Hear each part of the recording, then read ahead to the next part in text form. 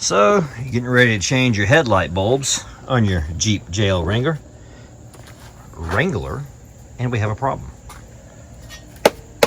I've already installed a winch. Every direction you'll find tells you to pop the 6 screws off the top of the grill, pull the grill back, and here on the bottom there are some push inserts. Just snap back on it and the grill will come off. And then you can pull the entire headlight assembly out, access the back, change the headlights, nice and simple. Problem is, I have a winch installed, I can't do that. So what do? Well, here comes the solution. Now the solution is simple. With this air box still bolted down, right here, there's a 10mm bolt. You take that 10mm bolt out, you come over here, and you loosen this band clamp, 8mm.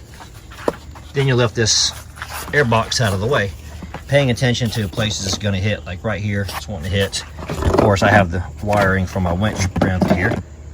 You lift this out of the way. Now, so if you're in your work table,